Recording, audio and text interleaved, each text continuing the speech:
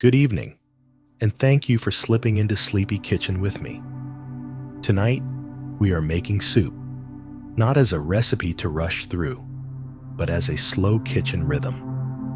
By the time this episode ends, you will have a calm, practical sense of how soup comes together from the inside out.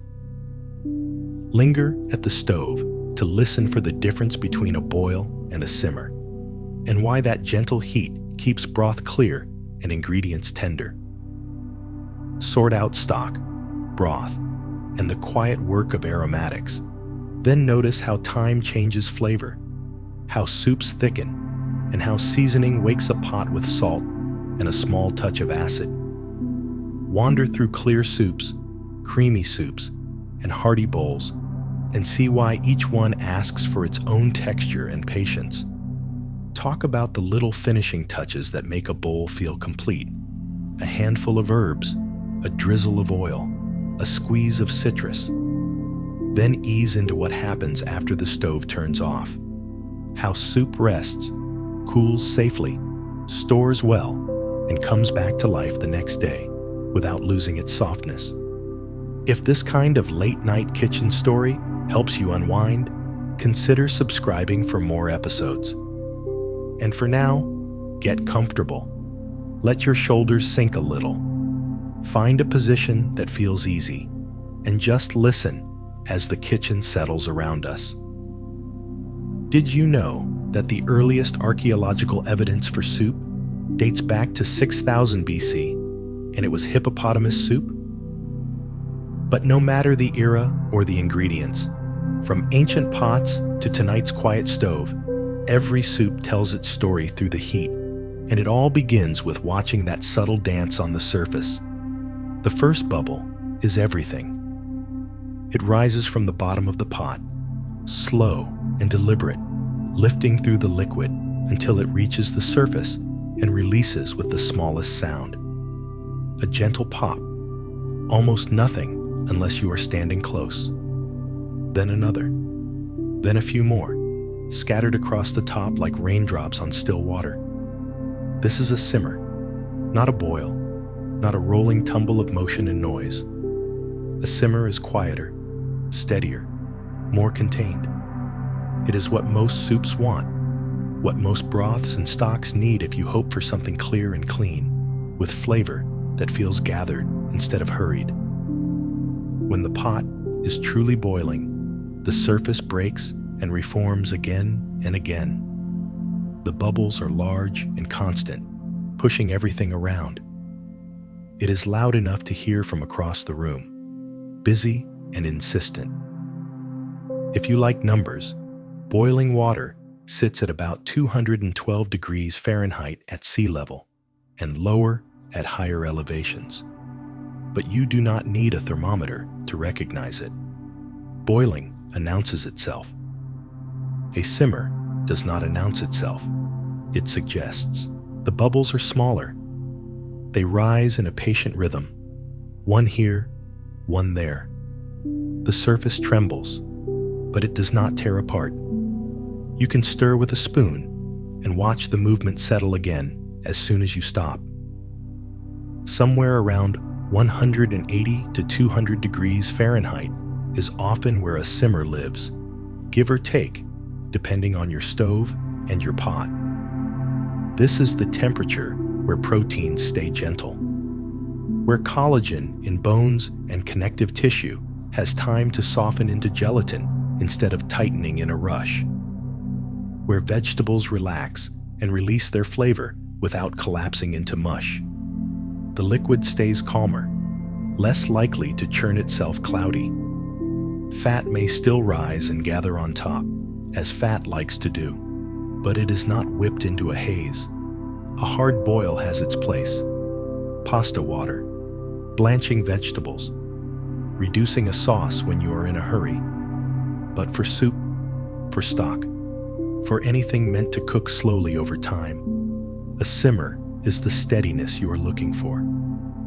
I adjust the flame under the pot, turning the knob just slightly to the left. On a gas stove, the response is immediate. The flame drops, the heat eases, and within a minute, the bubbles slow. On an electric coil, you have to plan ahead. Those burners hold heat longer. If you wait until the pot is boiling hard before turning it down, it may keep boiling for several minutes even after you lower the setting. You learn to anticipate. Turn it down early. Let the stored heat carry you toward the simmer instead of overshooting it. I watch the surface and count the bubbles. 1 every second or 2. That is about right. If it is more than that, the heat is still too high. If it stops completely, I have gone too far, and I nudge it back up until the rhythm returns. The difference between stock and soup is mostly a matter of purpose. Stock is the base. You make it by simmering bones, connective tissue, aromatics, and water for hours, sometimes overnight. You strain it, cool it, and save it for other dishes. It is not seasoned heavily. It is not meant to be the finished thing, though you can sip it if you want. Soup is the finished dish. It may start with stock, or with broth, or sometimes just water, and then you add what you want to eat. Vegetables, grains, proteins, herbs, salt, pepper, whatever fits the night. You cook it until the flavors settle into each other, until the texture is where you want it. Soup is what you serve. Stock is what you keep in the walk-in, waiting. Broth sits in between. Lighter than stock, often made with meat instead of a pile of bones, cooked for a shorter time. It has flavor on its own, but less body. Chicken broth, beef broth, vegetable broth. All of them can begin a soup, but they do not always give the same silky mouthfeel as a stock built from bones and thyme. The lid on the pot is tilted, resting at an angle so there is a small gap for steam to escape. This matters. If you cover the pot completely, the trapped steam can raise the heat inside, and the liquid often wants to climb toward a boil even when the burner is set low. With stocks, more turbulence can keep tiny particles suspended instead of letting them settle. Leaving the lid cracked or taking it off entirely lets the steam vent, keeps the simmer gentle, and helps the liquid stay clearer. I can smell it now, starting to deepen. The onions have gone translucent, their sharpness softened into something sweeter. The celery releases a faint herbal note. The bones, if I am making stock, give off a clean mineral scent. Subtle, but there. Evaporation is happening too, even with the lid cracked. Water turns to steam and leaves the pot, and the flavors left behind concentrate. This is why stock or soup tastes stronger after it has simmered for a few hours. You are not adding flavor in that moment.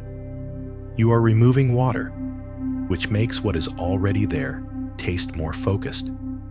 If the pot simmers long enough, the liquid level will drop, sometimes by an inch or more.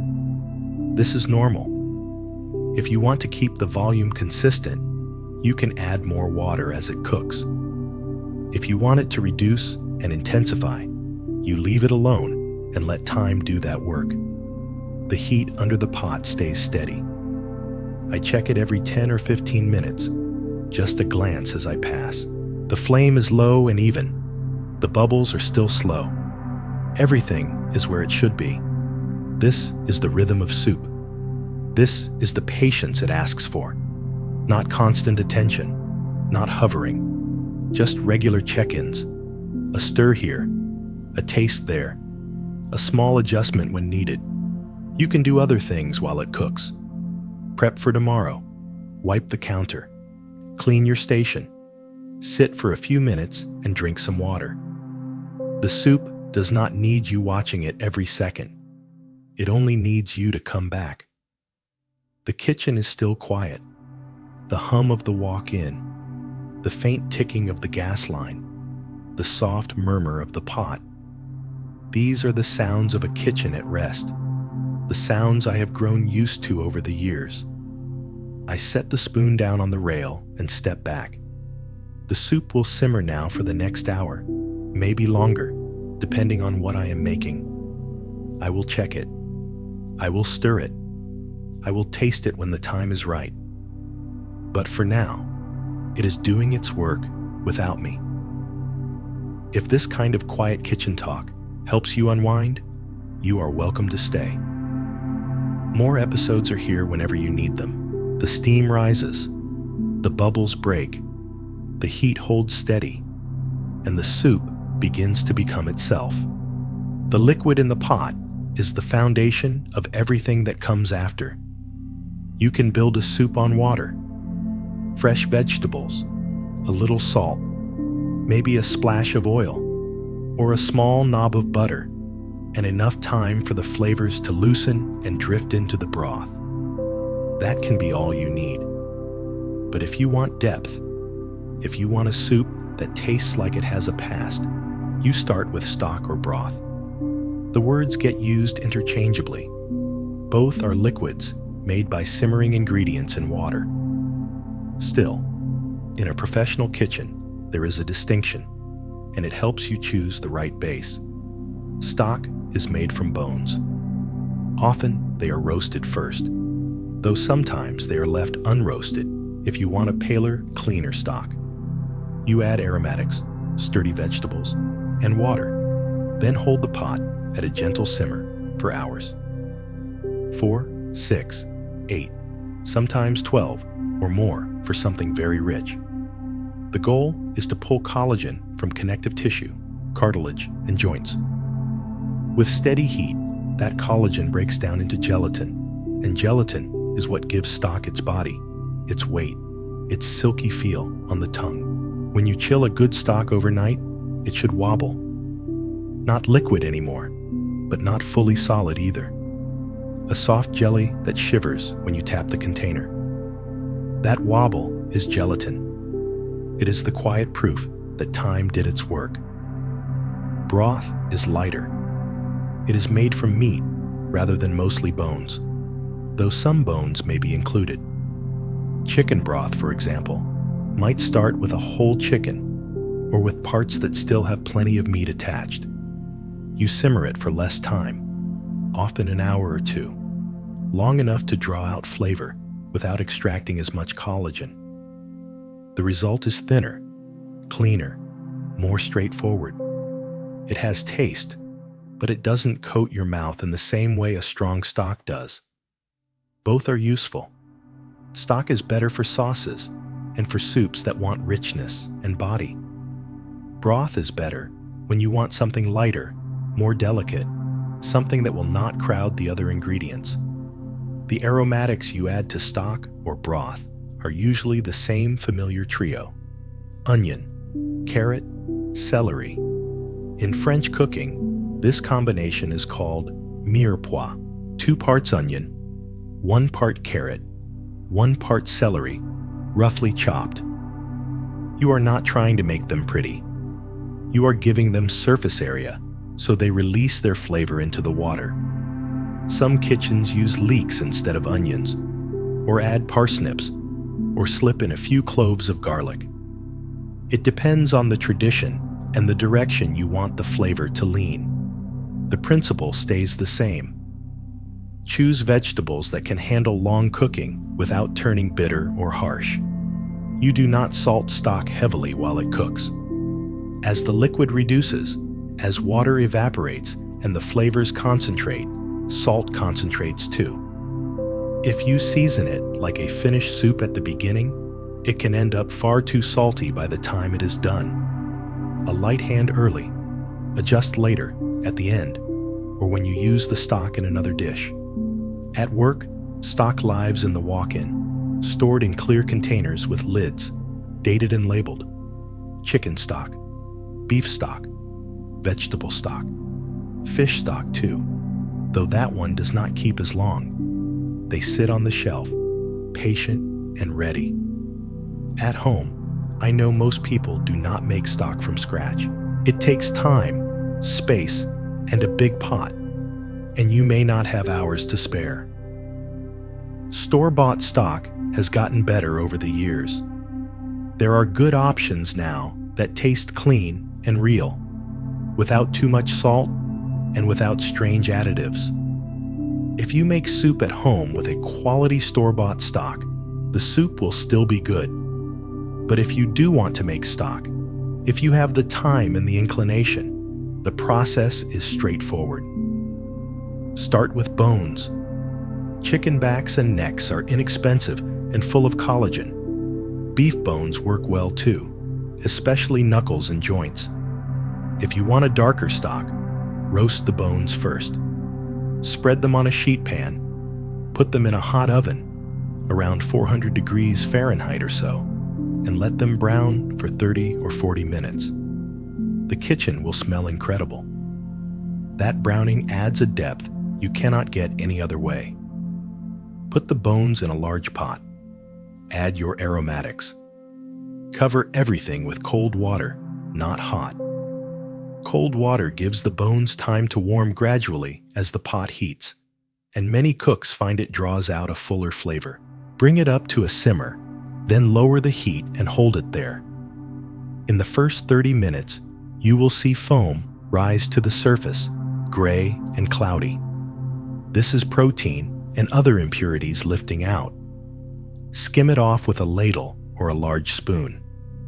You do not have to get every bit, but removing most of it keeps the stock cleaner and clearer. I used to forget to skim. Early in my career, I would start a stock and then get pulled into something else, prep or service, or a task that needed hands right away. By the time I came back, the foam had broken up and dispersed into the liquid. The stock would turn cloudy, and we would start again. It taught me a habit. Now I set a timer for 30 minutes whenever I start a stock. I come back. I skim. I do not forget. After skimming, the stock needs very little. An occasional stir, just to make sure nothing is sticking to the bottom. A quick check on the heat to ensure the simmer is still gentle. But mostly, you leave it alone. You let time and temperature do the work. Hours pass. The liquid darkens. The vegetables soften and eventually collapse. The bones, if you are using chicken, begin to fall apart, the cartilage turning soft and translucent. This is good. This is what you want. When the stock is done, you strain it. A fine mesh strainer works well, or a colander lined with cheesecloth. Pour slowly, carefully. The liquid that comes through should be clear, or mostly clear, with maybe a faint haze. It should smell rich and full. It should taste like the essence of what you put in the pot. Let it cool before refrigerating. A shallow container works best. Stock is dense and holds heat for a long time. If you put a hot pot straight into the fridge or the walk-in, it can raise the temperature of everything around it. Let it sit at room temperature for about 30 minutes, then move it to the refrigerator. Many kitchens follow a common guideline of getting it cold within about 2 hours from finishing. The next day, if you made it with bones, you will see that wobble, that jelly. You can scoop off any fat that is solidified on top. Save it if you want for cooking, or discard it. The stock underneath is ready to use. This is the foundation. Heat, water, bones, or meat. Time. Nothing complicated. Just patience, attention, and a willingness to let something simmer while you do other things nearby. The pot in front of me now is halfway there. The smell has deepened. The liquid is starting to thicken, just barely. I will let it go another hour, maybe 2. Then I will strain it, cool it, and put it away. Tomorrow it will be ready, and whatever soup comes next will begin with this quiet work. Before the stock or broth goes into the pot, before the long simmer settles in, there is another step that quietly changes everything. Aromatics. They are the vegetables and herbs that build the first layer of flavor in almost every soup. Onions, garlic, shallots, leeks, celery, carrots, ginger, sometimes fennel or peppers, depending on where the soup comes from and what it wants to be. They are called aromatics because they release fragrance, because their flavor lifts into the air and makes you hungry before you have tasted a thing. It is tempting to drop them into cold stock and start heating. The soup will still be soup. But there is a difference when you cook aromatics first, gently, in fat, until they soften and sweeten and turn into a base that feels complete. In kitchens, this is called sweating. It is patient heat. It is letting vegetables relax without pushing them into color. I start with a heavy pot, the same pot I will use for the whole soup. Cast iron, stainless steel, an enameled Dutch oven, anything with a thick bottom that spreads heat evenly. I set it on the stove over medium-low heat and add fat, butter, olive oil, a neutral oil, sometimes a combination, 2 or 3 tablespoons, enough to coat the bottom and give the aromatics something to move through. The fat warms slowly. I wait for a shimmer, for that slight looseness that tells me it is ready.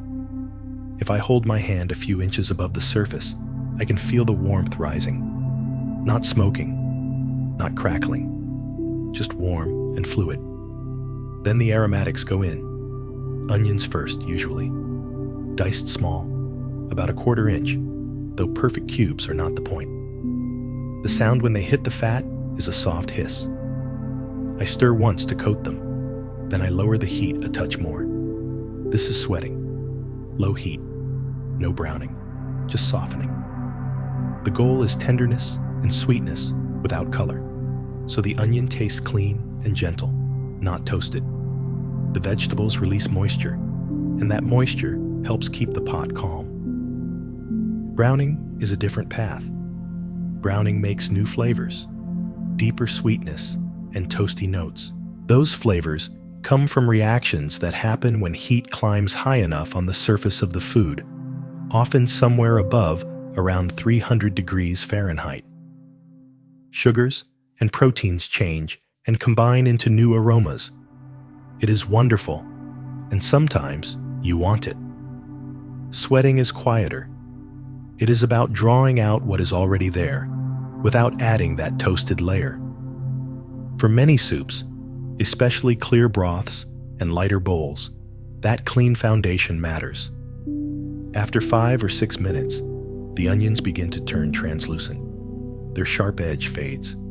They smell sweet now, not raw. That is my cue to add the next layer. Celery goes in, diced to match. Maybe carrots too, if the soup calls for them. Sometimes leeks, sometimes ginger, sometimes fennel. I stir everything together, scraping the bottom of the pot with a wooden spoon so nothing clings too tightly. The heat stays low. Steam rises and carries the smell upward, warm and welcoming. Salt goes in now, just a small pinch. Not to season the whole soup yet, but to help the vegetables release moisture. Salt draws water from the cells, and that little pull helps everything soften more evenly. People sometimes ask about the difference between sweating and sautéing. Mostly, it is the heat and the intention. Sweating uses low to medium-low heat, and the goal is softness without browning. Sautéing uses higher heat, faster cooking, and the goal is color, the browned edges that taste rich and complex. Both are useful. They simply lead to different soups. French onion soup is the classic example of choosing browning on purpose. You cook onions low and slow for 30 or 40 minutes until they are dark and jammy and sweet. For most soups, though, you stop long before that happens. You let the onions melt, but you keep them pale. I check the pot every minute or so. A gentle stir, a quick look. If I see a hint of browning at the edges, I lower the heat. If the pot seems too dry, I add a small splash of water, just enough to cool the surface and loosen anything that wants to stick. Then I stir again and let everything quiet down. After about 10 minutes, the celery has softened. The onions are fully translucent, almost dissolving into the fat. The kitchen smells like the start of dinner, that base note of savory sweetness that makes you hungry even if you ate not long ago.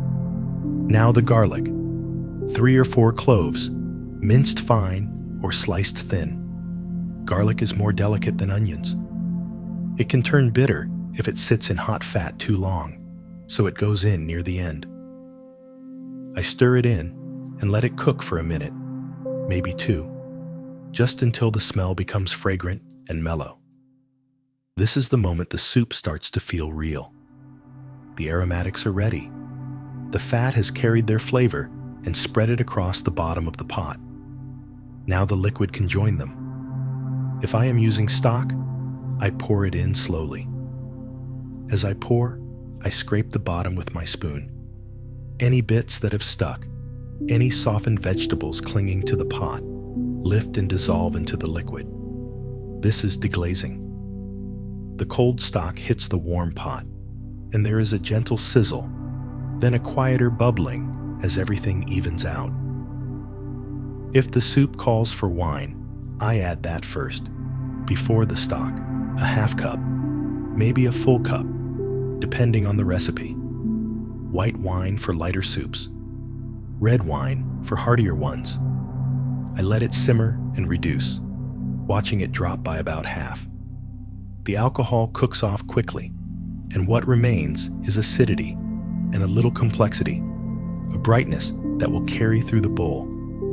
Then the stock goes in. The pot fills and the smell shifts.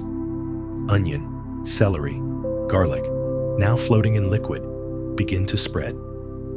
If the stock is homemade, there may be a faint mineral note, soft and clean. If I have added black pepper, it lifts into the steam in a gentle way. The role of fat in soup is easy to miss, but it matters. Fat carries flavor.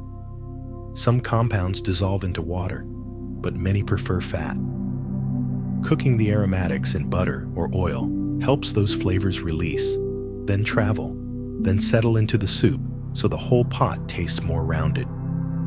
That is why soups made with only water can taste flat, even when the ingredients are good. A little fat at the beginning changes the shape of the flavor. Fat also adds body. It coats the tongue. It softens sharp edges and makes acidic notes feel smoother. Even a tablespoon or 2 can change the mouthfeel, making the soup feel more satisfying without turning it heavy. Once the liquid is in, I raise the heat to medium and bring the pot up to a simmer. It takes a few minutes. I stir occasionally so nothing settles onto the bottom. When the first small bubbles appear, I lower the heat again. The pot relaxes back into that gentle rhythm, the one that does its work without noise. The aromatics have done their part. They built the foundation. Now the soup can simmer, and the flavors can begin to meld. Over time, what was separate becomes blended, and the pot becomes something more than a list of ingredients. I stand back and watch the surface. It trembles and shifts. Steam rises in slow ribbons. The smell is fuller now, layered, not loud, just present. This is the step people most often hurry through. It is easy to rush when you are tired or hungry, or you just want the bowl in your hands. Sometimes you skip the sweating and add the onions straight into the liquid. Sometimes you cook them too hot and end up with browned edges when you wanted them soft. None of that is a disaster. The soup will still feed you. But when you give this step 5 or 10 quiet minutes, the soup tastes deeper, more settled, more like it knows what it is. It is a small kindness at the beginning that makes everything after it easier. The pot simmers. The steam rises. The aromatics, now fully part of the liquid, release their flavor slowly over the time ahead. And the kitchen fills with the smell of soup in progress, patient, inevitable, and right. Soup is not one thing. Walk into a kitchen in Hanoi, and you might find pho, a clear beef broth scented with star anise and cinnamon, ladled over rice noodles and topped with thin slices of raw beef that turn tender in the heat of the bowl. Walk into a kitchen in Provence, and there is bouillabaisse, a saffron-tinted fish stew with tomatoes and fennel, served with toasted bread and rui. Step into a small kitchen in Tokyo, and there is miso soup, light and steady, with soft tofu and wakame drifting in dashi, made from kombu and bonito flakes. Every culture that has learned to apply heat to water has learned soup, and each one has shaped it into something familiar, something that fits the climate, the pantry, and the daily rhythm of the place. The simplest way to think about soup, especially at the stove, is to sort it by texture and clarity. These are not rigid rules. They are gentle categories, a way to hold the enormous variety in your hands. Clear soups are exactly what they sound like: transparent or nearly transparent liquids, broths, and consommes, where you can see down into the bowl. The clarity is intentional, a sign of patience and restraint. Consommé is the classic example. It begins as stock, then it is clarified with egg whites and finely ground meat. As the liquid warms, the proteins gather into a soft raft that catches tiny particles and pulls them out of suspension, leaving behind broth so clear it can look like amber glass. It takes patience and low heat. The result is calm and clear. Not every clear soup is formal. Chicken noodle soup is clear, even when it is humble. So is wonton soup, stracciatella, and many bowls of pho. In these soups, the broth is the star. Noodles, dumplings, herbs, vegetables. They add texture and comfort, but they do not turn the liquid opaque. You taste the broth first, then everything else follows. While I talk, the pot in front of me keeps its gentle pace. A few bubbles rise and break. Steam slips up the side of the lid and disappears into the darker air above the stove. In the quiet, the spoon taps, then stops. Thick soups live on the other end of the spectrum. Purees, cream soups, bisques, chowders. They are opaque, heavy, sometimes thick enough that a spoon feels slow when you drag it through. The thickness can come from many places. Pureed vegetables, like butternut squash or split peas. Roux, fat and flour cooked together until they smell nutty, then whisked into liquid so it becomes smooth and silky. Potatoes that soften and release starch. Cream or milk that adds both richness and body. Bisque is a French word for a thick, creamy soup made from shellfish. Lobster bisque, shrimp bisque. The shells are often roasted, then simmered to pull out every last bit of flavor before the liquid is strained and blended until it is velvet. The finished bowl tastes concentrated and deep. Chowder is thicker still, usually chunky rather than smooth. It often includes potatoes, dairy, and some kind of seafood or smoked meat. Clam chowder is the most famous, especially the New England version with its pale, creamy base. Manhattan clam chowder uses tomatoes instead of cream, giving it a thinner, brighter broth that still feels hearty. Between clear and thick, you find soups that are substantial without being blended. Chunky soups have broth, but the liquid is not the main focus. Beans, vegetables, pasta, grains, and meat take up as much space as the broth does. Minestrone is a classic, built from tomatoes, beans, pasta, and whatever vegetables are in season. Ribollita is another, a Tuscan soup made with white beans, kale, and stale bread that simmers until everything melds into something dense and sustaining. Stews sit close to chunky soups, and the line between them is blurry. In general, a stew has less liquid and more solids, and the liquid is thicker, sometimes almost like gravy. Ingredients cook together for a long time until they are tender, and the flavors have settled into each other. But plenty of dishes live in the overlap. Gumbo can be a soup or a stew, depending on who is making it. Irish stew too, and countless family pots that never needed a firm label to taste right. Then there are cold soups, which surprise people who assume soup must be hot. Gazpacho is the famous one, a Spanish blend of raw tomatoes, peppers, cucumbers, onions, and garlic served chilled. It is bright and refreshing, perfect when the air feels too warm for steam. Vichyssoise is a cold potato and leek soup, French in origin, pureed smooth and enriched with cream. It tastes mild and delicate, almost sweet.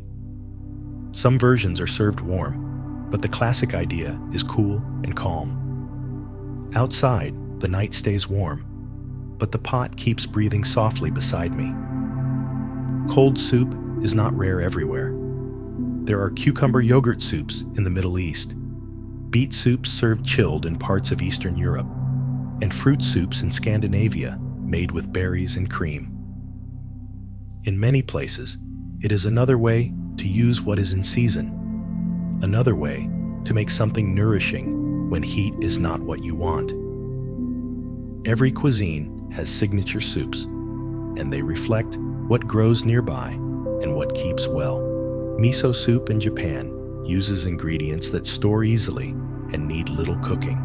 Fermented soybean paste, dried seaweed, tofu, and dashi. It is quick to make, light on the tongue, designed to sit beside other dishes rather than take over the whole meal. Borscht in Ukraine and Russia leans on beets and other root vegetables that last through long winters. It is often served with sour cream and dark rye bread. Some versions are clear, some are thick, some include meat, some are vegetarian. But the beet is constant, painting the bowl deep magenta and giving it earthy sweetness. Tom yum in Thailand is sour and spicy, built from lemongrass, galangal, lime leaves, fish sauce, and chili. It tastes lively and vivid, a soup that feels like fresh air after rain. It is meant to feel bright, to cut through heavy heat with acidity and warmth without needing to shout. French onion soup is a study in patience. Onions are sliced thin and cooked low and slow until they turn golden and sweet. Then the pot is deglazed with wine, and the onions simmer in beef stock. It is served with toasted bread and Gruyere melted on top. The cheese browned just enough to smell nutty. Underneath is broth that tastes rich, sweet, and savory at once. The names and details change, but the idea is the same. Soup is liquid and heat, plus whatever a place can offer. It is humble enough that every culture can claim it, yet flexible enough to carry the specific flavors and techniques of a region. You can often tell where a soup comes from by what is in it, how it is seasoned, whether it is thick or thin, hot or cold, clear or cloudy. And within each tradition, there is room to breathe. No two households make minestrone exactly the same way. No two piacho shops use the same balance of spices. Soup invites improvisation. You can follow a recipe closely, or you can treat it like a map and take the roads that fit what you have, what you like, what feels right on a particular night. This is one of the things I love most about soup. It is both specific and universal. Every version is different, yet all of them are recognizably soup. They all start with liquid and heat. They all build flavor over time. They all end with something in a bowl, something that fills you and makes you feel cared for. The pot in front of me is still simmering, the surface barely moving, just a few slow bubbles rising and breaking. It is not finished yet. It will not be for another hour, maybe more, but I can already tell it is going to be good. The smell is right. The color is deepening. The liquid is beginning to thicken just slightly as collagen relaxes and the flavors concentrate. Soup is patient. It waits. And in the waiting, it becomes itself. Not all soups are thin. Some are, of course. Clear broths, consommes, light vegetable soups where the liquid stays transparent and moves easily when you tilt the bowl. But many soups want body and weight, a texture that coats the spoon and clings to the ingredients instead of sliding right past them. Thickening a soup is both practical and creative. It changes the mouthfeel, the way the soup sits on your tongue, the way it satisfies. A thin soup can feel bright and refreshing. A thick soup can feel like a full meal, something that lingers in a comforting way. There are many ways to thicken soup, and each one brings its own character.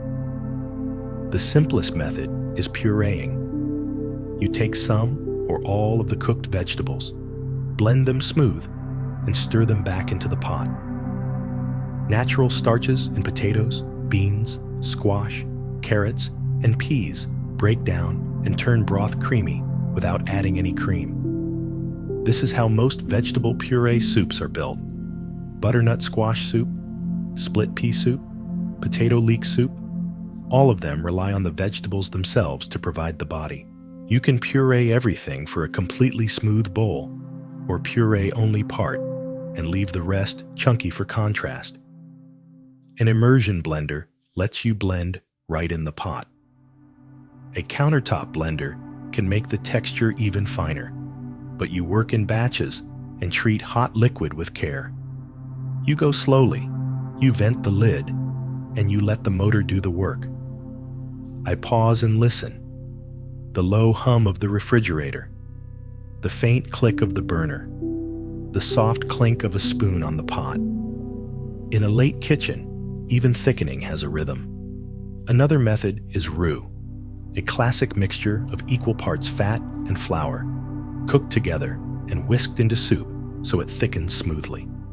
The fat coats the flour so it disperses, and the soup turns silky instead of lumpy. Making roux is straightforward, but it asks for attention. I start with butter, though oil or rendered fat can fit certain soups. A few tablespoons in a heavy pan over medium heat. When the butter melts and foams, I whisk in the flour, the same amount as the butter. The paste bubbles and tightens quickly. It smells like warm grain, slightly nutty. The color starts pale. That is a white roux. If you keep cooking it, stirring steadily, it turns blonde, then tan, then brown. Each stage adds deeper flavor, but a darker roux thickens a little less because longer heat changes the flour. For most cream soups, white or blonde roux is enough. You cook it just long enough to lose the raw flour edge, usually a minute or two. Then whisk it into the soup and let it simmer gently until it thickens. The liquid becomes velvety and coats the back of a spoon. Sometimes I make the roux right in the soup pot before any liquid goes in, the same way I start aromatics. Other times, I keep it in a small pan on the side, whisking until it looks like wet sand and smells toasted. A darker roux belongs in certain dishes, like gumbo, where the flavor is the point and the thickness comes later from okra or thyme. A white roux is quieter, almost invisible, doing its job without changing the color of the soup. A small step with a surprisingly big payoff. Cornstarch is faster. You mix it with cold water to make a slurry, then stir the slurry into a simmering soup. Within a minute or two, the soup thickens. Cornstarch is powerful, so you need less than flour, often a tablespoon or two for a pot. the texture is different from roux. It can look clearer and more glossy, and it can feel slightly slick. I still like it when the goal is quick body, without extra fat, and without much flavor change. It is common in many Asian soups, used lightly, so the broth gains a subtle presence without becoming heavy. Cornstarch works best near the end. If you add it early and keep the soup simmering for a long time, the thickening can soften and fade, especially in hot or very acidic soups.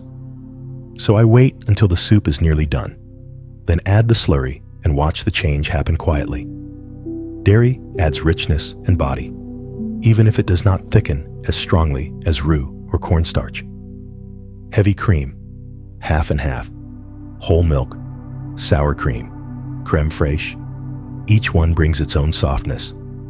The key with dairy is temperature.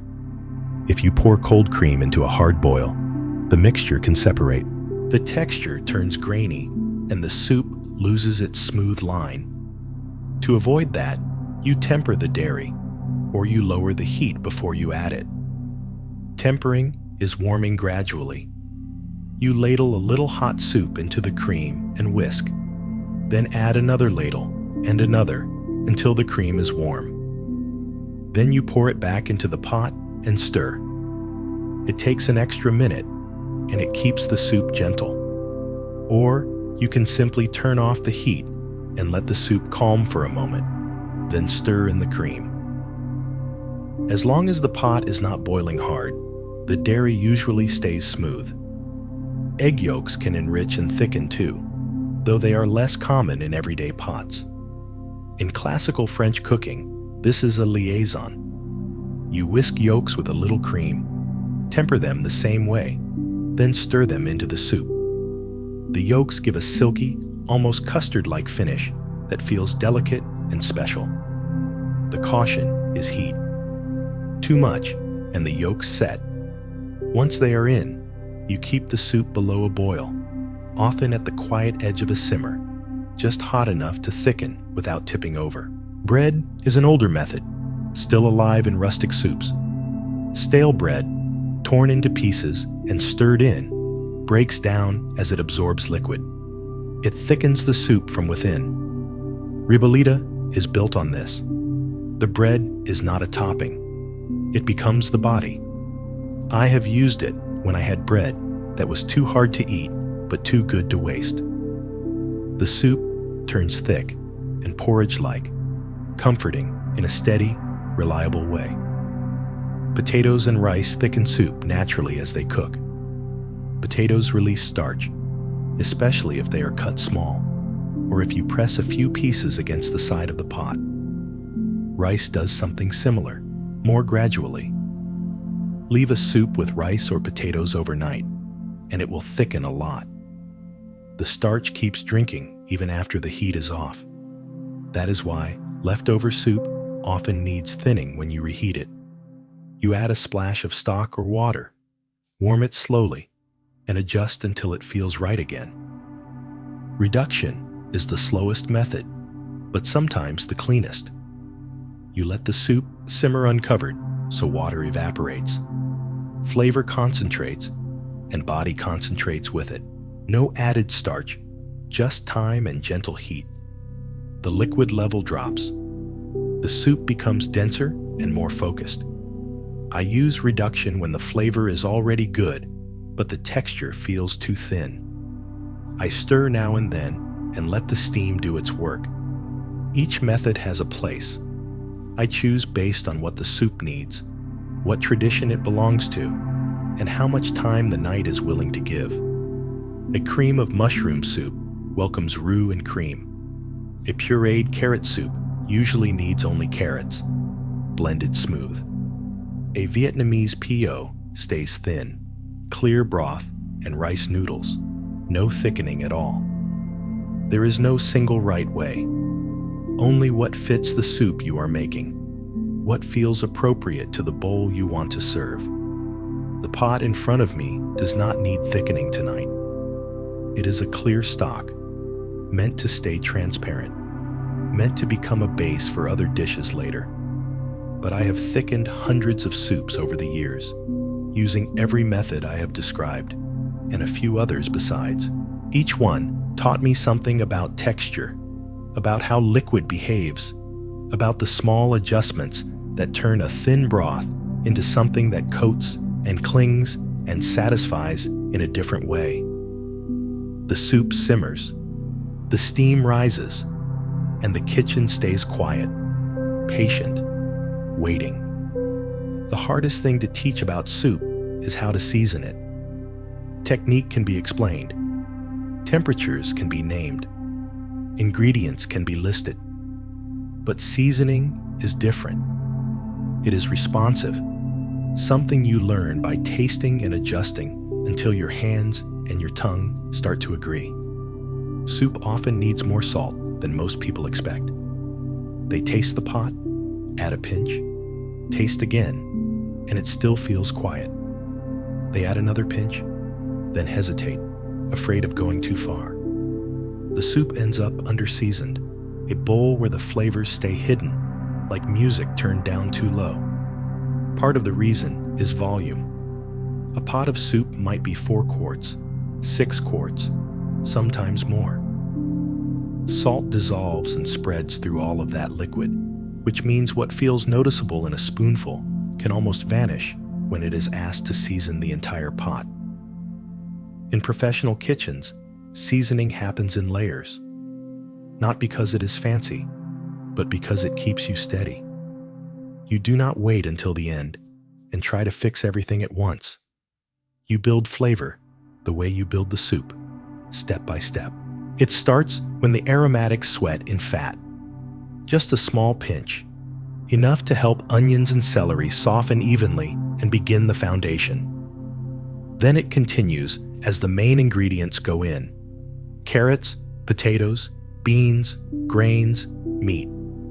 Each component gets a light touch, so it seasons from the inside out, not only on the surface.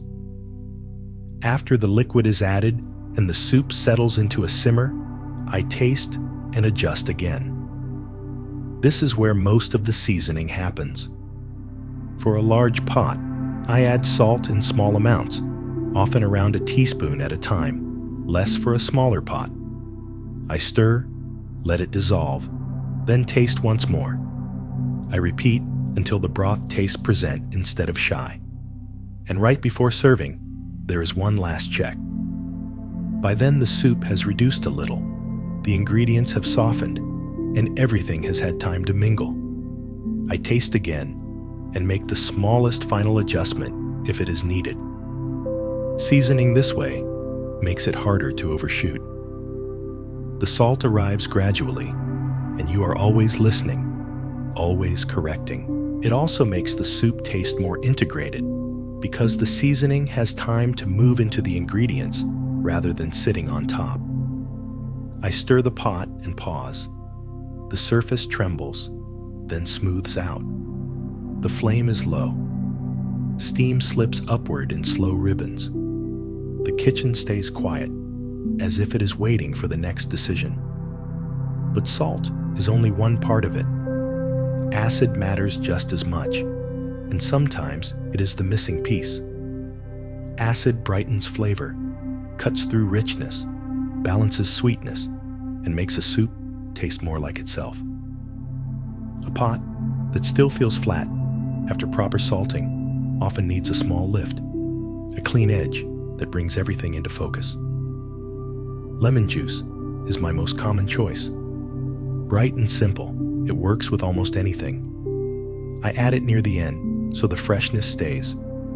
I start with a small squeeze, stir and taste, then add a little more, only if the soup asks for it. Vinegar works too. Red wine vinegar can suit hearty beans or beef. Rice vinegar feels gentle in lighter broths. Apple cider vinegar can be lovely with pork and root vegetables. I use a splash, taste, then decide if it needs another small splash. The goal is not to make the soup taste like vinegar. It is to make the other flavors feel clearer. Tomatoes bring acidity on their own. which is why tomato-based soups often feel balanced without extra help. Wine adds acidity too, along with a softer complexity when you deglaze early. Even after the alcohol cooks off, a quiet brightness can remain. The rule with acid is the same as with salt. Add it gradually and taste as you go. Too much, and the soup turns sharp in a way you did not mean. Just enough, and everything seems to open up. I learned that later than I should have. For years, I thought salt was the whole answer. One night, a chef tasted my pot, said nothing, walked away, and came back with half a lemon. He squeezed it in, stirred once, and handed me a spoon. The change was immediate. The soup went from muted to vivid in seconds. I felt a little silly that I'd missed it, but I never forgot the lesson. Tasting soup well is its own quiet skill. You cannot judge a pot while it is boiling hot. Heat numbs the tongue and blurs the flavors. I ladle a small amount into a cup or a small bowl, blow on it, and wait a moment until it is warm enough to speak clearly. I taste with a clean spoon every time. Bits clinging to a stirring spoon can confuse what you are hearing. A clean spoon gives a clean answer, and it keeps each taste from carrying the memory of the last one. Temperature matters too. Soup tastes different hot than it does warm, and different again when it is cool. Saltiness is less obvious when soup is very hot, which means if you season to perfect at a full simmer, it may taste a little strong once it cools to eating temperature. I aim for almost right while it is hot, knowing it will feel slightly more seasoned as it settles. Sometimes sweetness is the balance you need. Not dessert sweetness, just a rounding note. A pinch of sugar, a drip of honey, a grated carrot cooked early. These can soften bitterness, smooth harsh acidity, and make a soup feel more complete. I use this sparingly, and only when the pot tastes a little one-dimensional. Pepper is another layer. Black pepper adds warmth and a faint floral note. White pepper is cleaner and more direct. Red pepper flakes or cayenne bring longer heat. I add pepper early when I want it blended into the background, and late when I want it brighter. Herbs matter too. Fresh herbs at the end, parsley, cilantro, dill, brighten the bowl the way an open window brightens a room. Dried herbs, early, thyme, bay leaf, oregano, release slowly and become part of the base. The process is repetitive and calm. Taste, adjust, stir, wait, taste again.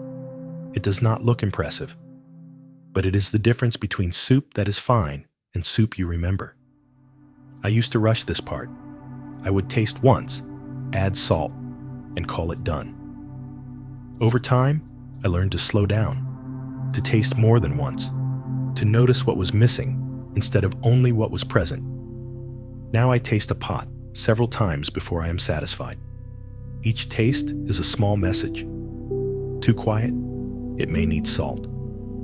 Too heavy? It may need acid. Too sharp? It may need a touch of sweetness or fat to round the line. Seasoning is a conversation between you and the soup. The pot tells you what it needs. You listen, you respond, and you check again until nothing is shouting and nothing is hiding. The pot in front of me is ready to taste now. I ladle a small sample into a bowl and set it on the counter. Steam rises in a thin ribbon. I open the drawer and take a clean spoon. The first taste is for orientation. Is the salt close? Does the broth feel flat? Is there a dull edge that a little acid might lift? Is there anything too sharp for this kind of soup? I make one small adjustment. Stir, wait, then taste again. Better. Not finished, but better. Over the next few minutes, I taste a few more times, making small tweaks and letting each change settle before choosing the next. This is the work, This is the part that matters. And it never becomes automatic, not completely. Every batch is slightly different. Vegetables vary. Stock varies. The pot reduces a little more or a little less. You taste, you adjust, and you trust your palate each time. The soup simmers softly. The steam rises. The kitchen stays quiet, patient, and ready for the next small choice. Soup does not happen all at once. You cannot force it. You cannot turn the heat higher and make it finish faster without changing what it becomes. The best soups, the ones that taste layered and complete, need time. Not only to cook the ingredients, but to let something quieter take place. For the flavors to find each other, to settle, to feel like one voice instead of many separate notes floating in the same pot. This is what cooks mean when they say flavors meld. It is not just a poetic phrase. It is the simple reality of simmering, of warm liquid, of small movements you cannot see until you taste the difference. When you first bring a pot together, each ingredient speaks for itself. Onion tastes like onion. Carrot tastes like carrot. Stock tastes like stock. They share the same broth, but they have not blended. If you taste the soup after a short simmer, you can point to each piece and name it. The soup feels like a list, not a conversation. Leave it on the stove for a long, gentle stretch, and something changes. Sweetness from vegetables drifts into the broth. Aromatics spread their fragrance more evenly. The stock picks up warmth from herbs and spices. The boundaries blur, and the pot starts to taste connected, as if it has decided to become one thing. This continues after the heat is turned off. Soup often tastes better the next day, after it has rested in the refrigerator overnight. The flavors have more time to settle into each other. Seasoning spreads more evenly. Starches in beans, potatoes, rice, or pasta absorb more liquid, which changes texture and can make the taste feel stronger and more focused. The soup finishes becoming itself while you sleep. When I can, I make soup a day ahead, especially if I am serving guests or bringing it somewhere. Because the soup will be better. It will taste calmer and more complete, less like something assembled in a hurry. I stir the pot and pause. The surface trembles, then smooths out. The flame is low. Steam slips upward in slow ribbons. In the quiet, you can almost feel the soup taking its time. Flavors move through hot liquid. Some lift into the steam. Some sink into the broth. As the pot cools, that movement slows, and the taste settles. It is not magic. It is simply time doing what time does. Starches keep working after cooking ends. Potatoes and beans continue to drink broth. Rice and pasta do too. This is why soup thickens as it sits. Sometimes it is exactly what you want. Sometimes it becomes too thick, and you loosen it when you reheat it.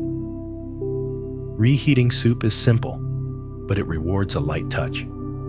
I warm it over low to medium heat and stir now and then so nothing sticks.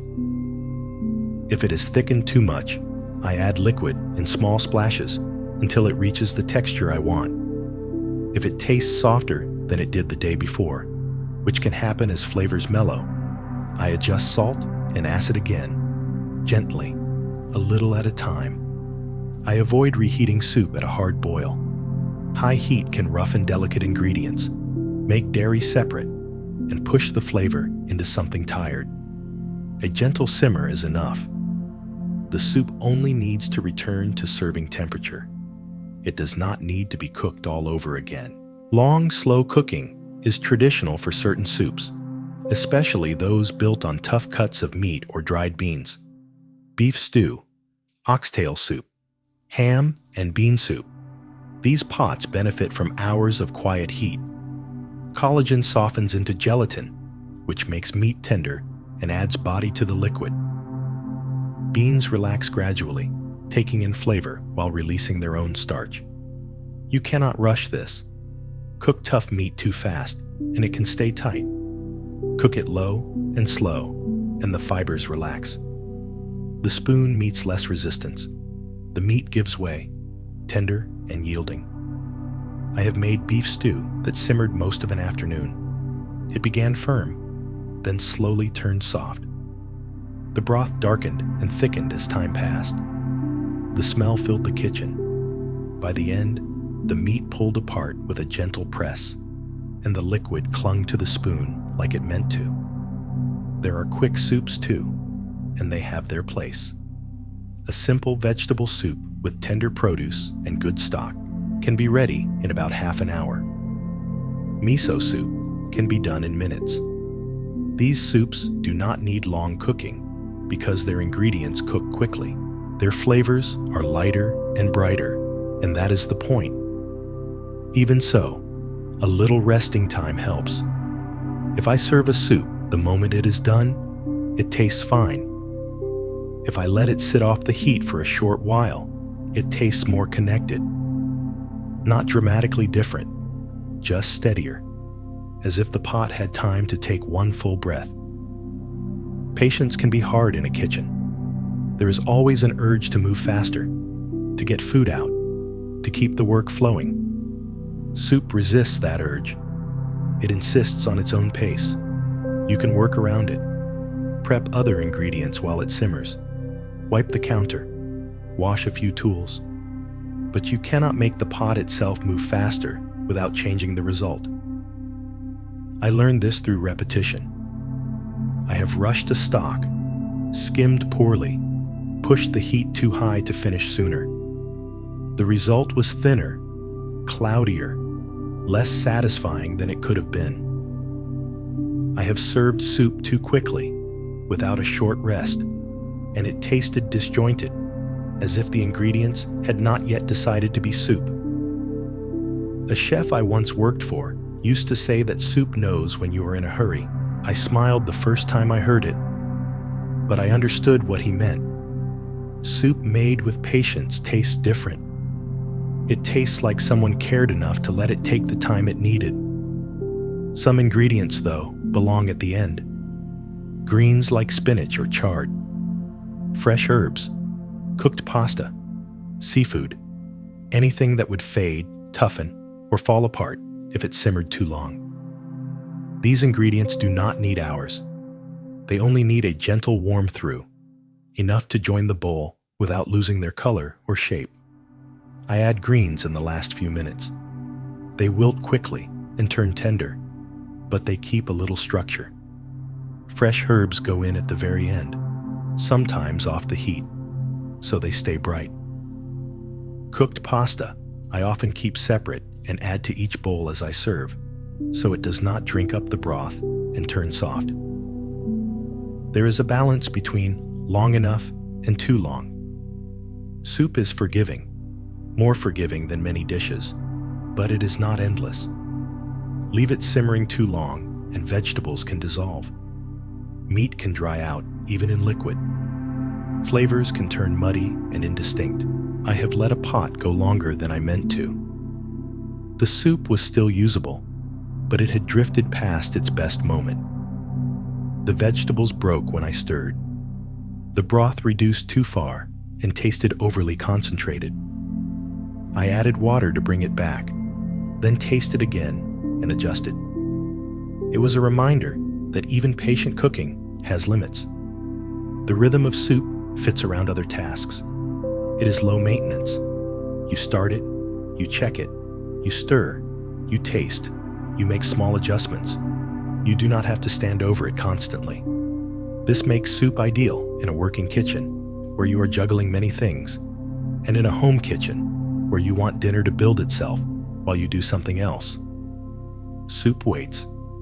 It sits on the back burner, simmering quietly, improving as time passes. You can step away for a little while and come back, and it is fine. You can turn the heat down very low, and it will hold steady, the surface barely moving. the flavors continuing their slow conversation. Tonight, the pot in front of me has been simmering for a couple of hours. The level has dropped a little. The color has deepened from pale gold to a richer amber. The smell has changed too. Less sharp, more rounded, more complete. I know it will taste even better tomorrow after it rests overnight. But even now, it has traveled far from where it started. I turn the heat off and let the pot calm. The bubbles stop.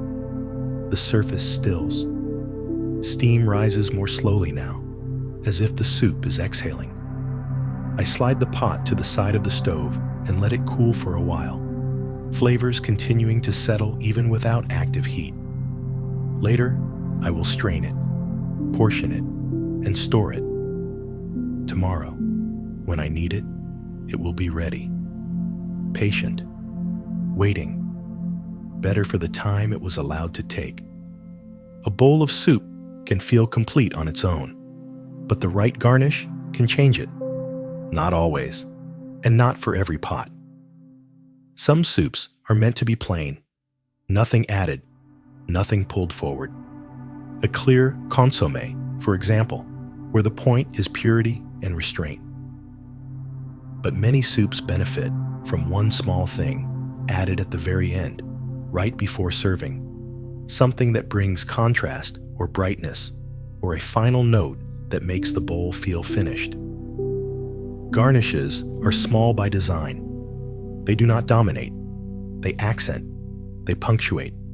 They offer a texture soup cannot make on its own, or a fresh smell that cannot survive a long simmer.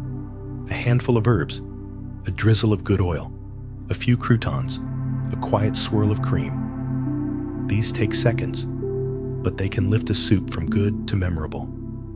The kitchen is calm.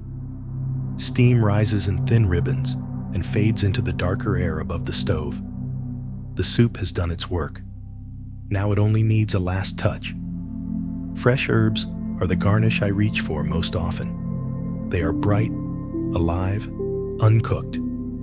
They smell green and sharp, a contrast to deep, cooked flavors. Parsley, cilantro, dill, basil, chives. Each one brings its own character, and each one asks for the same timing. Late. Parsley is the most flexible. Clean and mild, it works with almost anything. I use flat leaf parsley, not the curly kind. I chop it roughly and scatter a small handful over the bowl just before it goes out. The heat releases the oils for a brief moment, and the smell turns vivid, like a window opened in a warm room. Cilantro is brighter and more distinctive, perfect for soups with lime, chili, ginger, or fish sauce.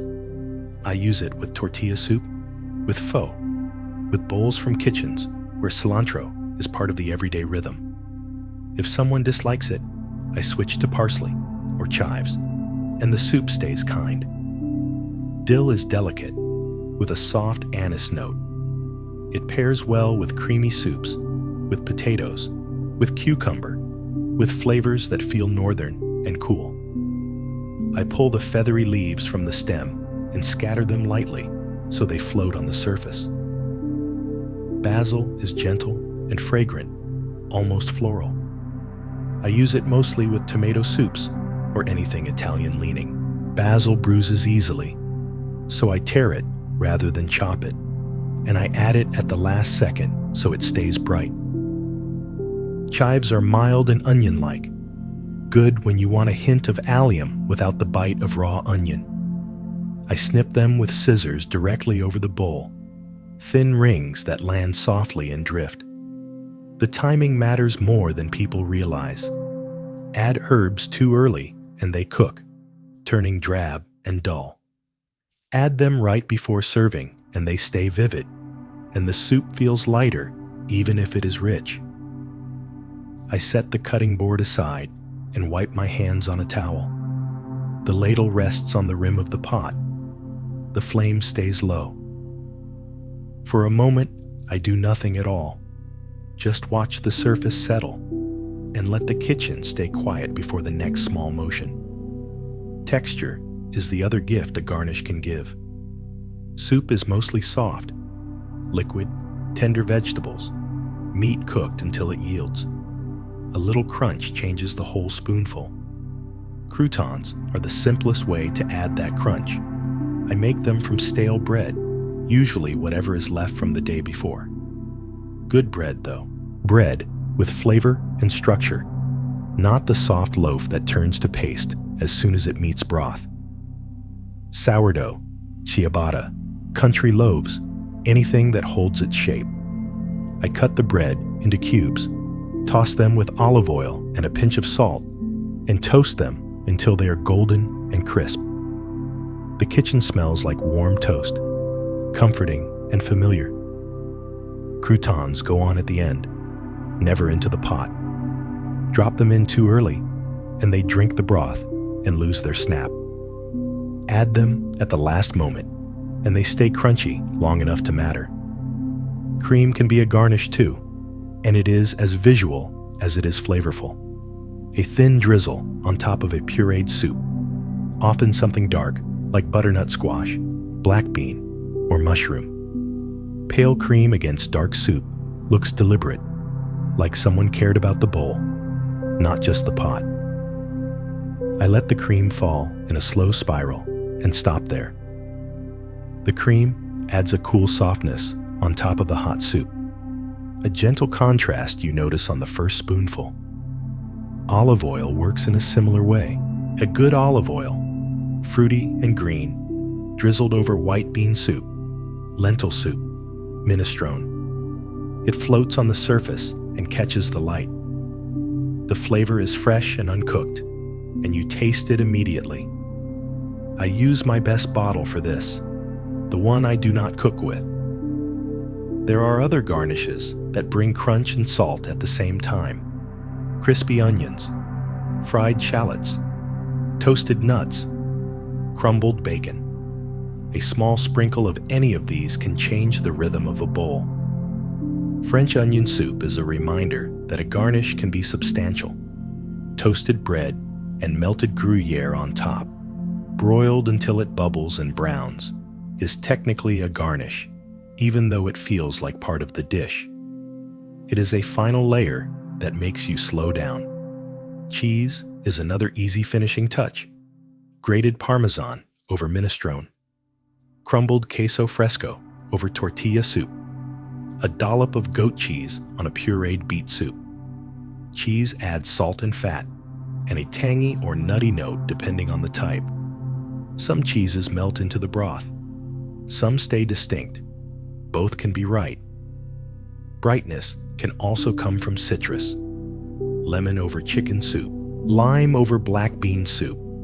A wedge served on the side so each person can add their own. Acid lifts flavors that have been simmering for a long time. It cuts through richness and makes the other notes feel clearer. When a soup has a heavy savory base, I like serving citrus wedges. The person eating can decide. A full squeeze or just a few drops. It is a small bit of control, and it makes the bowl feel finished. Over time, I have come to think of garnishes as a kind of respect. They show you care about how the soup looks, not only how it tastes. They show you are thinking about the person who will eat it, about giving them something that feels intentional. I did not always think this way. Early on, I would fill bowls and send them out. The soup tasted good, but it looked plain. One night, a chef stopped me as I plated another bowl with nothing on top. He handed me parsley and told me to chop it and add it to every bowl. I thought it was just an extra step. Then I tasted the soup with the parsley and understood. The green brightness made the bowl feel more alive. Now, I garnish almost every soup I make, unless it truly does not need it. A clear consommé, again, where simplicity is the point. But most soups benefit from that final touch, that small gesture that says the soup is ready. The act of garnishing is also a transition. It is the moment when the soup stops being something you are making and becomes something you are serving. It is the last thing you do before the bowl leaves your hands. I stand at the counter with a stack of bowls, the pot nearby, and whatever garnishes I have prepared. I ladle. I pause. I sprinkle herbs. I drizzle oil. I drop in a few croutons. The work is repetitive, almost meditative. Each bowl looks the same, or close enough. Each one gets the same care. Sometimes I forget. A bowl goes out plain. The soup is still good, but I notice the missing finish. It feels as if I left a sentence without its last word. Garnishes are optional technically. The soup does not need them to be soup, but they make the difference between something functional and something thoughtful, between feeding someone and making them feel fed. The pot in front of me is nearly empty now. Most of it has gone into containers for tomorrow, but I have kept enough for one bowl tonight, something to eat before I leave. I pour the soup into a wide bowl and let it settle. Steam rises and the surface stills. I reach for the parsley I chopped earlier and scatter a small handful across the top. I take the good olive oil from the shelf and let a thin drizzle fall over the green. And that is it. The soup is done. Ready. Complete. I lift the bowl, breathe in the steam, and finally, after hours of making it, I eat. Soup does not end when you turn off the stove. There is still what happens next, where it goes, how it cools, how it is stored, how long it keeps, and how you bring it back when you are ready to eat it again. In a working kitchen, soup is rarely finished in one sitting. It is made, cooled, held, reheated, served, then held again. The care you take after cooking matters just as much as the care you took while it simmered. The first step is cooling. It is tempting to ladle hot soup into containers, seal them, and slide them into the refrigerator. I have seen it done. I have done it myself when I was younger, tired, and trying to move on to the next task. But hot soup needs a gentler path. A sealed container traps heat, and the soup stays warm for too long. That warm range is where food can spoil faster, especially if the soup contains meat, dairy, or anything rich. A large pot of heat also asks too much of the refrigerator at once, warming the air inside and nudging other foods upward. The fridge will recover, but the safest habit is to cool the soup first, then chill it. The easiest way to cool soup quickly is to spread it out. Shallow containers make a huge difference. When soup sits deep in a tall pot, the center holds heat for a long time. When the same soup is divided into wide, shallow pans, more surface is exposed, and the heat escapes faster. It is the same volume, but it cools in a fraction of the time. I use metal containers when I can, because metal moves heat away faster than plastic. In a professional kitchen, stainless steel pans and storage tubs are perfect for this. At home, any shallow, food-safe container works. Even a baking dish, if it fits in the refrigerator and feels sturdy. Sometimes I use an ice bath. I fill a sink or a large basin with ice and cold water and set the container of soup into it. I stir now and then, not constantly, just enough to help the heat move evenly through the liquid. The soup cools surprisingly fast this way. The steam slows. The surface calms. The pot lets go of its heat. If I do not have ice, I let the soup rest on the counter for a short while, uncovered or loosely covered, and I stir occasionally. The goal is simple. Let it stop being hot. Let it move toward room temperature. Then let the refrigerator finish the job. Many kitchens follow a common guideline of getting cooked food into the fridge within a couple of hours, and I keep that in mind. I do not let it sit warm for too long. I have forgotten soup on the counter overnight before. I came back in the morning and found it still in the pot, cooled, quiet, and no longer something I could serve. It hurt to let it go. Hours of work, good ingredients, all lost because I got distracted and did not follow through. Now I set a timer when the soup finishes, not because I need a reminder to care, but because kitchens are full of small interruptions. A timer brings me back. Simple, and it works. Once the soup is cold, I cover it and label it. In a professional kitchen, labeling is necessary. There are dozens of containers, and they all look the same at a glance. At home, it still helps more than people expect. You think you will remember what is in each container and when you made it. A few days pass, and the memory blurs. A label keeps the story clear, what it is, and the date. Most soups keep well in the refrigerator for a few days. The exact window depends on what is inside. Soups with seafood or dairy tend to be more delicate. Vegetable and bean soups often hold a little longer. The colder and steadier the refrigerator, the better everything keeps. Still, I treat leftovers with respect. I smell the soup before reheating, even if it has only been there a short time. If anything seems off, I let it go. No debate, no second chances. It is never worth taking a risk. Freezing soup extends its life. If the refrigerator is the short rest, the freezer is the long sleep. A well-sealed container can hold soup for months, and when you thaw it, the soup often returns with most of its flavor intact. Broth-based soups freeze beautifully. Clear chicken soup, vegetable soup, bean soup, beef stew. They all come out of the freezer, still tasting like themselves. The texture might soften slightly, especially in vegetables, but the core is there. Some soups are trickier. Cream soups can separate after freezing and reheating. The soup may still be edible, but the texture can turn grainy, not the smooth bowl you wanted. When I make a soup that I plan to freeze, I keep the cream out. I freeze the base, then add cream when I reheat it later. That one small choice keeps the texture clean. Potatoes can also change in the freezer.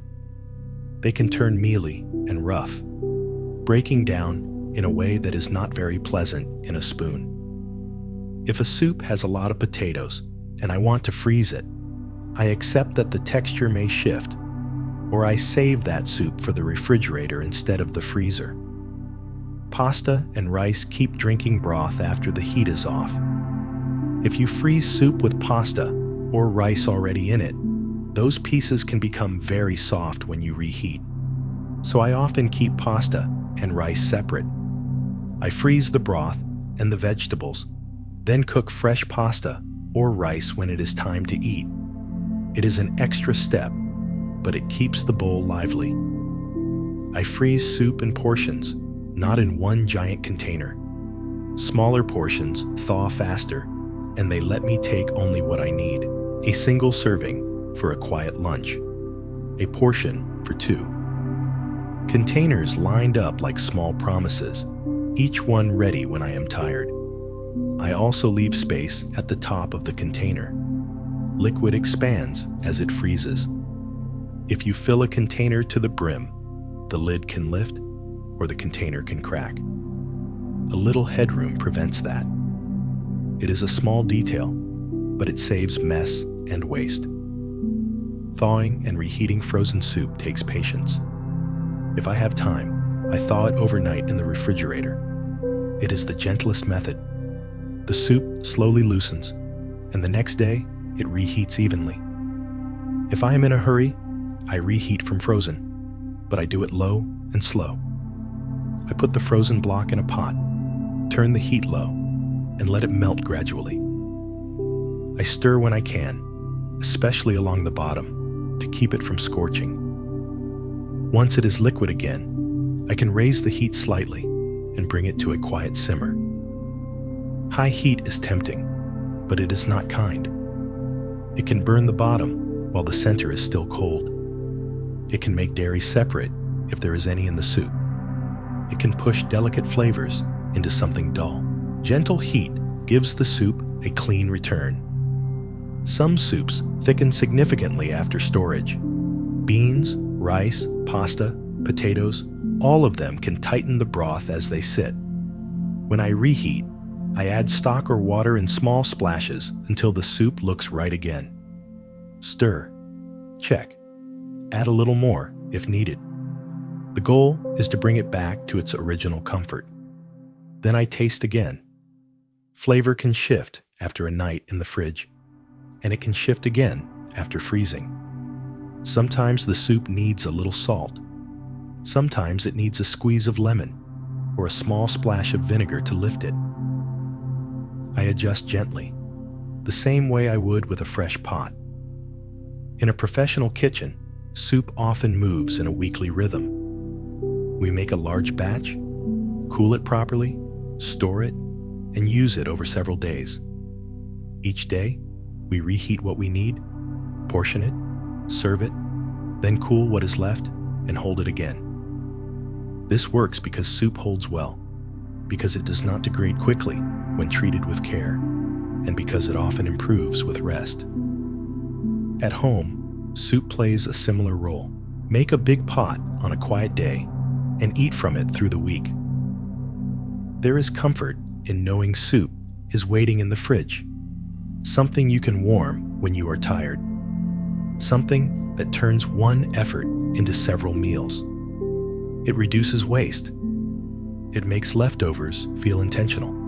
It gives the week a softer landing. At work, I keep soup in the walk-in, labeled and dated, stacked neatly. At home, I keep it in glass containers where I can see it easily. Different shelves, same idea. Cool it properly, store it safely, use it while it is still good. Do not let carelessness undo the care you put into making it. The soup I made tonight is cooling now in 2 shallow containers on the counter. Steam rises from the surface, slower than it did earlier. The heat is dissipating. In a little while, I will move the containers to the walk-in, cover them, and label them with tomorrow's date. And tomorrow, when the kitchen wakes up and the orders begin, this soup will be ready, waiting, patient, better for having rested. People carry ideas about soup that are not always true. Some of those ideas are harmless, the kind you hear once and repeat without thinking. Others make soup feel stricter than it is, as if there are rules you have to earn your way into. I have heard them in kitchens, in cooking classes, and from home cooks who want to make soup but hesitate because they think they might break some invisible law. The first idea is that soup has to simmer for hours to be good. Sometimes it does. Beef stock needs time. Dried beans need time. Tough cuts of meat need time if you want them to soften instead of staying tight. But plenty of soups are quick by nature. A simple vegetable soup built on good stock can be ready in the time it takes to cook pasta. Miso soup can be finished in minutes. Tom yum is fast too, a fragrant broth that just needs to heat through before you add shrimp or chicken at the end. The belief that all soup must take all afternoon comes from a narrow picture of soup. It folds stock and soup into the same thing, or assumes every bowl needs the same treatment. Soup is wider than that. Soup can be long and slow, but it can also be light and immediate, made on a weeknight when you are tired and still want something warm. I stir the pot as I think about this, and the surface settles again. The sound is soft. The kitchen does not rush me. Another idea is that you need homemade stock, or the soup is not worth making. Homemade stock is wonderful. It can taste clean and deep, like the ingredient it came from. If you have the time and space, it is a gift to keep in your freezer. But good store-bought stock can work beautifully, and the options are better than they used to be. You can find stocks and broths that taste real, that are not overly salty, that do not carry strange aftertastes. They may not have the exact body of a stock you simmered yourself, but they can still make a soup you are happy to eat. I use store-bought stock at home sometimes. I do not always have bones in the freezer, or hours to watch a pot. I would rather make soup with a good carton than skip soup entirely. The bowl might be a little less rich, but it is still comforting. It still feeds me. It still does what soup is meant to do. The idea that everything must be made from scratch can make people feel as if shortcuts are a moral failure. In real kitchens, shortcuts are simply tools. We choose what is practical. We choose what protects the final result. If a good stock saves you time and lets you put your energy into seasoning and balance, that is not a compromise. It is a smart trade. The next idea is that more ingredients make better soup. It is easy to stand over a pot and think that one more thing will help. Another vegetable, another herb, another spice. Sometimes that is true, but often adding everything you have is how a soup loses its focus. The flavors start stepping on each other. Nothing has room to be clear. Some of the best soups are built on simplicity. Potato leek soup is potatoes and leeks, plus stock, butter, and seasoning. That is all. With good ingredients and gentle cooking, it tastes elegant and complete. If you add carrots, celery, onions, garlic, and a handful of herbs, you do not necessarily improve it. You change it into a different soup, and often a less coherent one. Restraint is its own skill. Knowing when to stop adding is part of learning soup. It is also part of learning trust. Trust that what you already put in the pot can be enough. There is also the idea that soup is poor food, something you make only when you cannot afford better. Soup has always been a way to stretch ingredients. It can turn a small amount of meat into a pot that feeds many. It can make vegetables and beans feel substantial. But that history does not make soup lesser. Soup can be refined and careful. French onion soup, done properly, asks for patience and attention. Bouillabaisse can be intricate and layered. Even a simple chicken soup, made with care, can feel as satisfying as any dish on a table. When people dismiss soup as boring or basic, they miss what soup offers. Soup meets you where you are. It can be simple or complex, quick or slow, humble or elegant. That flexibility is not a weakness. It is the whole point. Another common thought is that you must follow soup recipes exactly the way you might follow baking. Soup is forgiving. It invites small changes. You can swap vegetables, adjust the ratio of liquid to solids, change the herbs, and the pot will still become soup. It might not be identical to the recipe photo, but it will not collapse the way a cake can collapse if the measurements are off. These days, I rarely follow a soup recipe word for word. I use recipes as maps. I read them to understand the technique and the direction. Then I make the soup that fits what I have and what I want. That is not arrogance. It is familiarity. It comes from making soup enough times to know how it behaves when you add a little more stock, or a little more acid, or an extra handful of greens. For someone new to soup, following a recipe more closely can help. It teaches the patterns, the basic ratios, the order of steps. But even then, there is room to breathe. If the recipe calls for carrots and you have parsnips, use parsnips. If it calls for thyme and you have rosemary, use rosemary. The soup will shift, but it will probably still be good. This flexibility is one reason soup is such a good teacher.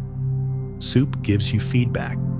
You taste, you adjust, you taste again. You can learn how salt wakes up a broth, how lemon lifts a heavy base, how a pinch of sweetness can round a sharp edge. Other dishes do not always let you correct midstream. Soup does. Some people think soup is only a way to use leftovers, not something you make with intention. Soup does welcome leftovers. That is one of its quiet gifts. Leftover roast chicken can become broth. A few vegetables can find a second life. The last spoonful of rice can thicken a bowl. Soup is resourceful, and that is part of its beauty. But soup is also worth planning. Fresh vegetables chosen for a specific soup can make the flavor cleaner and more focused. A pot made from raw bones, not only from scraps, can taste especially clear and full. Soup is not worse because it was made with intention. Often, it is better because every ingredient was chosen to belong. The ability to use leftovers does not mean soup is only for leftovers. It means soup is adaptable. It can be a careful plan or a practical rescue depending on the day. One last idea, one I carried for longer than I needed to, is that soup is a side dish, something to begin a meal, not the meal itself. Soup can absolutely be the meal. A hearty minestrone with bread, a bowl of pho with herbs and a little lime, a thick chowder with crackers. These bowls are complete. They do not need a second plate to justify them. After a long shift, a bowl of soup is often all I want. It is warm, easy to eat, filling without feeling heavy. For years I would make soup and then feel as if I had to add something else, something that looked more like dinner. Eventually, I realized the soup already was dinner. I was following a rule that did not help anyone. All of these ideas create unnecessary limits. They make soup seem harder, stricter, and less welcoming than it is. The truth is simpler. Soup is flexible. Soup is forgiving. Soup adapts to what you have. It rewards attention, but it does not demand perfection. It can be fast or slow, simple or complex, planned or improvised. The best way to learn soup is to make it repeatedly, without worrying too much about whether you are doing it right. Taste as you go. Adjust. Let the pot teach you. Over time, the myths fall away, and what remains is confidence, built from ordinary nights at the stove. The pot in front of me is empty now, cleaned and drying on the rack. The soup is stored, labeled, ready for tomorrow. And I am reminded, as I am every time I make soup, that soup is simpler than people think. More forgiving, more generous. You just have to start. The kitchen is quiet now. The stove is off, and the burners have cooled enough that I could rest my palm on the metal without flinching. The pot I used sits clean on the drying rack, water beating on the stainless steel like tiny glass beads. The cutting board is put away. The knife is back in its slot. The counter has been wiped down one last time, the way I always do when the night is ending and I want the room to feel settled. Everything is in its place. Everything is ready for tomorrow. In the hush that follows a finished service, I think about soup. Not any one soup, not a specific recipe, just the idea of it. Heat, water, ingredients, time. 4 simple things that come together in a pot, again and again, in kitchens everywhere. For as long as people have been able to warm water over a flame, they have been making something like soup. The tools change. The pots get heavier and smoother. The stoves become more reliable. But the movement is familiar. Liquid warms. Ingredients go in. You wait, you season, you serve. Soup does not demand much. It does not require rare equipment or expensive ingredients or an exact kind of knife. It asks for a pot, a heat source, something to put in the pot, and a little patience. And yet, inside that simplicity, there is a wide range. Every place has found its own way into soup, its own techniques, its own small rituals. Some bowls are clear and light, meant to taste like pure broth. Some are thick and hearty, built to carry you through cold weather. Some are quick, finished in the time it takes to set the table. Others are slow, simmering until the flavors feel round and complete.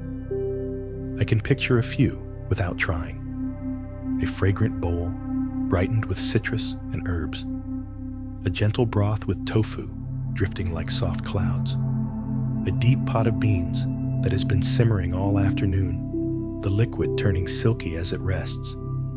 Different spices, different traditions, different names in different languages. Still the same idea. Still soup. That is part of what comforts me about it. Soup connects people across time and distance in a way few other foods do.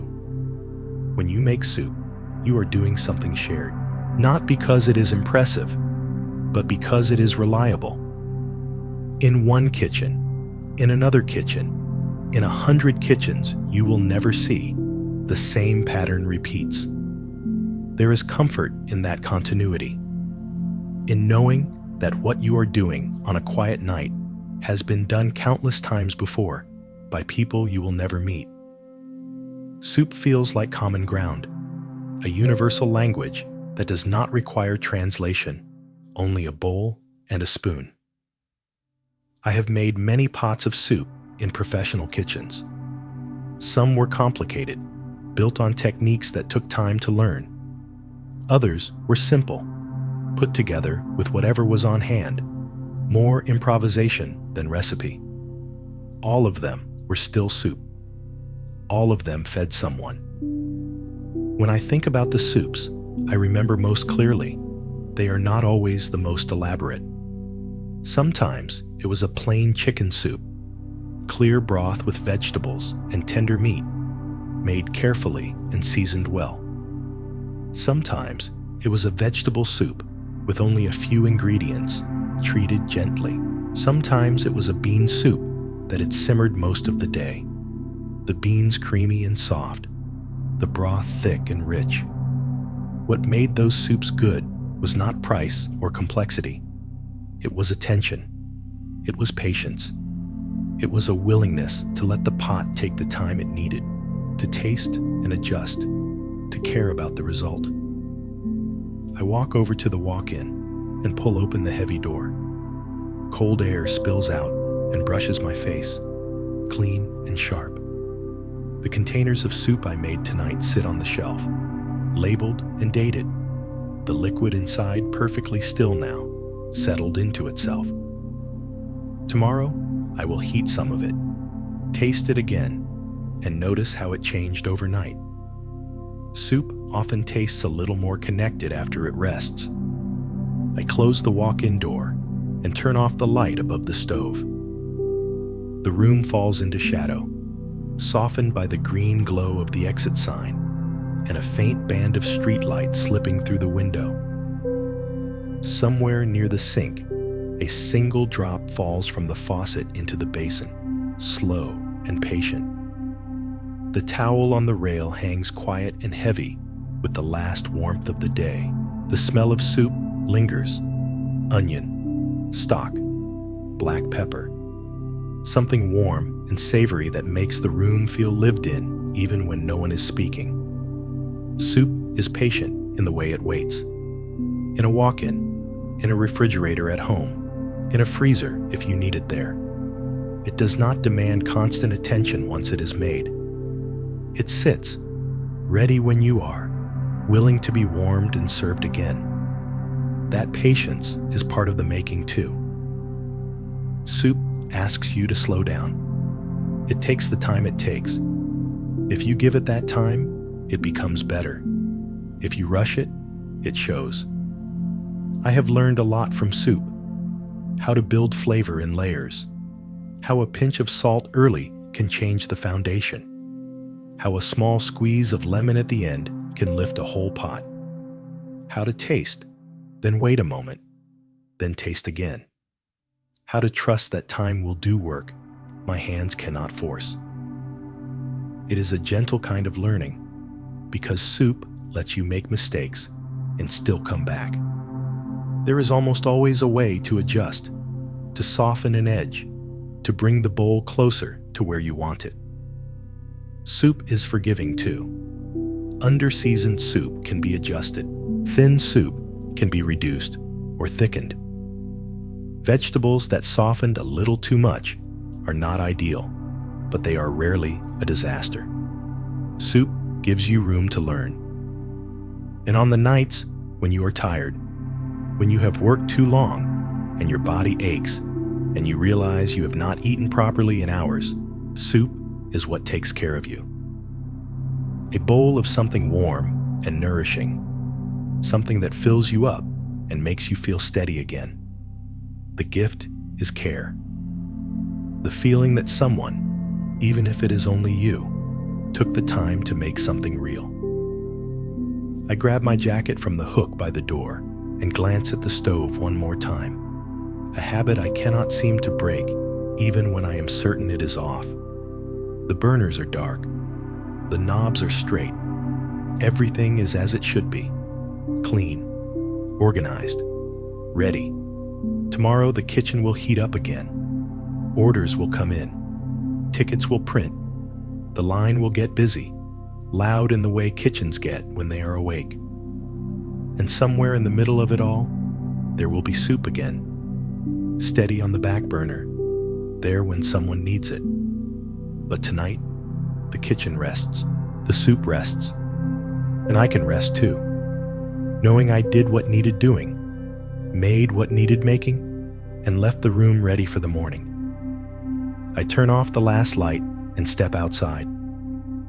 The door pulls closed behind me with a soft click.